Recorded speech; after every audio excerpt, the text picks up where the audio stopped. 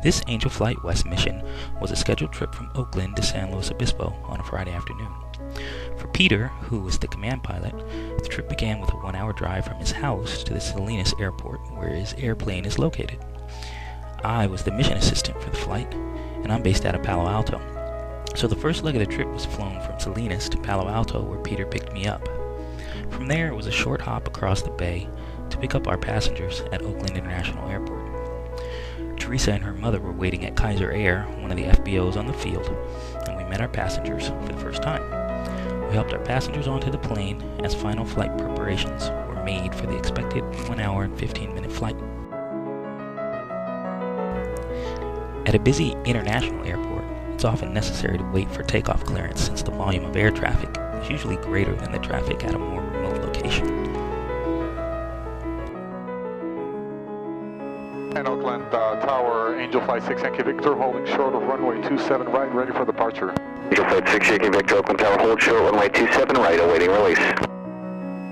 Holding short, 6 Yankee Victor.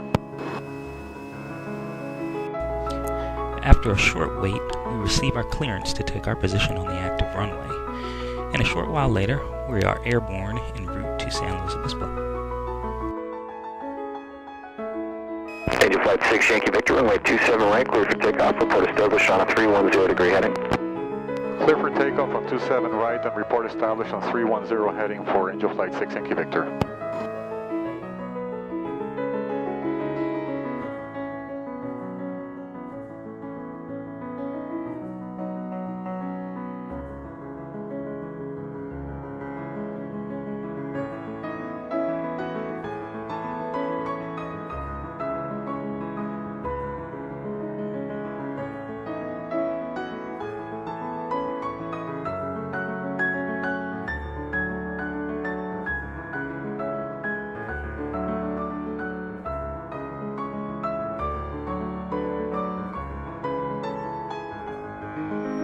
Cleared up to 3,000.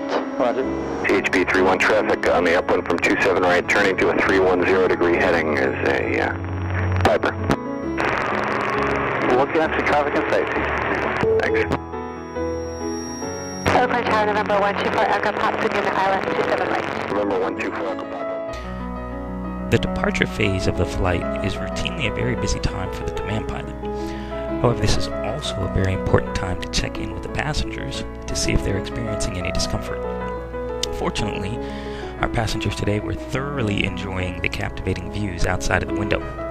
Let's take some time to ask the passengers how their Angel Flight experience has gone so far. Yeah, my first question, and you guys could answer either way, any way you want to, is how did you find out about Angel Flight? You know, I know as needing medical services, I'm sure it can be very taxing on families and things. I'm curious how you actually found out about the program. Well, where we get our, where my mom gets her nails done and where I get my hair cut, there's a young lady that is fighting cancer, throat cancer. Uh-huh. And she was telling us one day that, I asked her, I saw a picture of her and a pilot and stuff, and she said that she got through a company called Angel Flight, and they fly her from San Luis Obispo to Stanford when she needs to go to the doctors, and they're really nice, you know, nice organization and stuff, and they really help you. So that's how we got in contact with Angel Flight. I looked up on their website and I called them and told them, and then they contacted my doctor, and oh wow, okay. So that's how we got it going. Yeah, how long since, roughly, since you had your first, say, flight with Angel Flight? How long? Yesterday. Oh, so that was your first trip? Uh-huh. Was it exciting, looking forward to it? Was it, oh my gosh, I can't wait till this is over, because I don't like, some people don't like to fly. No, actually, I was looking forward to it. Okay. And Ken was a very wonderful man to be with. He showed us a lot, taught us a lot. We felt comfortable flying with him. It was great weather. We saw a lot of things, and it was pleasant. Okay. Had you ever been in a small airplane before that time? Yeah, my uncle used to have a 4-seater plane too. So you know, I was used to it. And I just came off of a big trip too, so you know. Nice.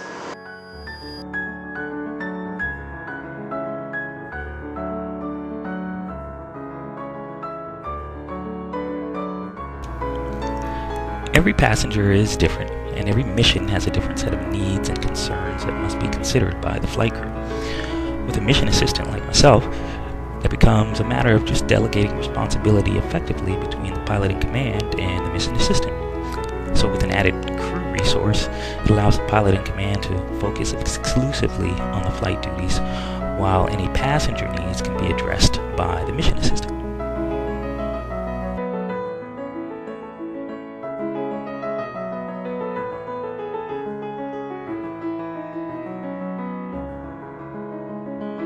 I'm sure it helps to have a friend come along and support you a little bit. I know Mom was a little nervous yesterday, but give me the mom side of the story. I don't know if you can hear me or not. I can hear you just fine. Can you? Okay. No, I thought it was very awesome.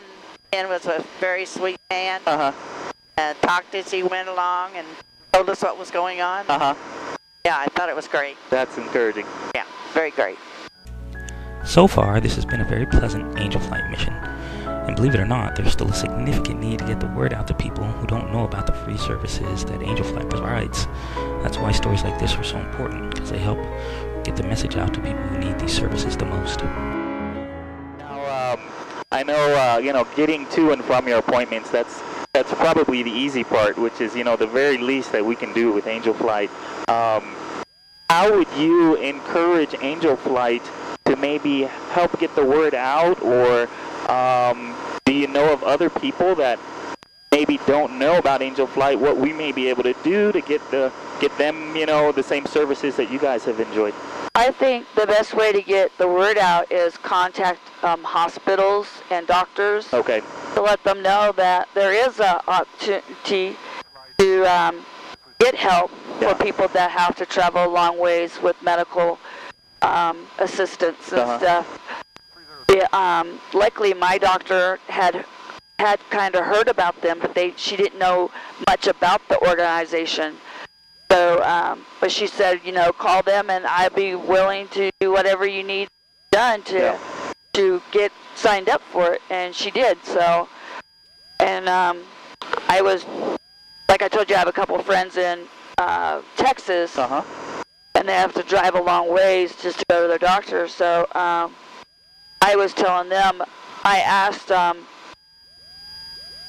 Ken yesterday, and he said it's pretty wide nation. And so I'm going to talk to my friends tomorrow and let them know about the program too, and tell them where to go, on the website and how they can get contacted, because it would really help them out if they only had to drive a short period of time to get to a airport, and then another hour or so on a plane ride. They would, that would help them a lot, because they also have to, they'll be home by midnight tonight, and then they have to get up at 4 o'clock. To go to work tomorrow. So, that's a long 2 days. Absolutely. It wears you really wears you out. Absolutely. So I hope that they can get some service, and hope they can have what we have had for the last few days, and what we're going to continue having until, I don't have to make these trips. But it's really nice to have this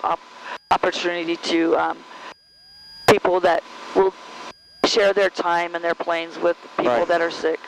Absolutely. So. Well, I appreciate you guys even just taking the time to answer some questions, because it'll help us get the word out a little bit more. It doesn't bother me. I mean, You're welcome. I enjoy. This has been fun, and I look forward to flying. I love to fly, and so it's been nice.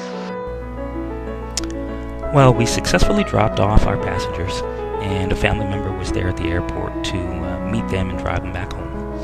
However, the mission still has one more component, which is Peter and I still need to fly back to our home airport.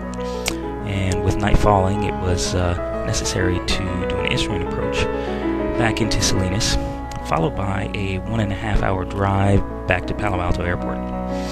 But don't think that this is an unusual situation. This is actually a very typical scenario for many of the Angel Flight pilots. And all of this has led to the successful completion of yet another Angel Flight mission.